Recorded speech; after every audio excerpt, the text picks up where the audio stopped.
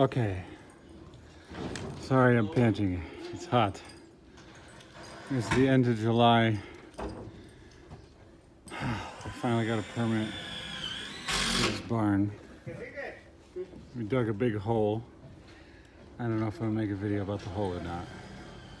I might have something. And in the back of the hole, there's these counterforts. Big concrete walls to go off into the hillside like this, so that when the dirt is like 13 feet high, it doesn't push this wall over. There's a 10-inch wall, 5/8 rebar on 12-inch centers, and these three walls are 8-inch, same 5/8 on 12-inch centers. I got a 10-inch footer here, stepped here for frost. So I've got 30-inch frost out here. So we're gonna cut down this hillside here for the drive out. There'll be two 12-inch or 12-foot doors here. And got these nice guys come and help me. Over here in the corner, we're doing these board form. So we have rough sawn boards, and we're putting them in between the wall ties, which is harder than you would think. And then they're getting screwed through the outside of this aluminum form. This form is pretty cool. So everywhere there's a pin, they put a wall tie on it. And when the pressure of the concrete is pushing it out, it holds it together. I think the high part of these walls is 15 foot 9 inches from the footer. It's not that high above finished grade, of course, but above the footer it's 15.9. So there'll be an incredible amount of pressure at the bottom of the form. See how there's extra ties at the bottom? I think that's because the weight is so much greater at the bottom. So yeah, the ties are no nonsense. And it's really hot. These guys use these forms like ladders.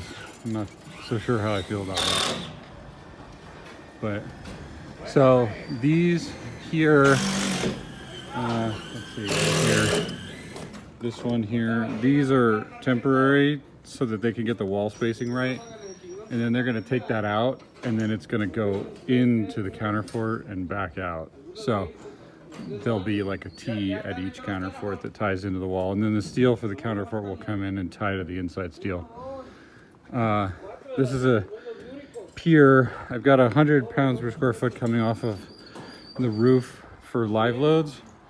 So I've got a 24-inch by 8 3/4 glulam that sits on top of a pole that sits on top of this, and this has an 8x8 grid of rebar 5/8 in the bottom, and I guess it's a mix of 5/8 and 1/2 inch because they did it in. It only had to be 1/2 inch, but they accidentally did it on a 16-inch centers. So they went back and added a grid of 5/8 because I think they ran out of 1/2 inch. Anyway, not important detail. But that's at the bottom of this because when the post pushes down in the center, it's gonna compress the top of the slab, squeeze the top together while it pushes the bottom apart. And so the steel is at the bottom because the bottom of the slab will be in tension. That's what the steel's good for.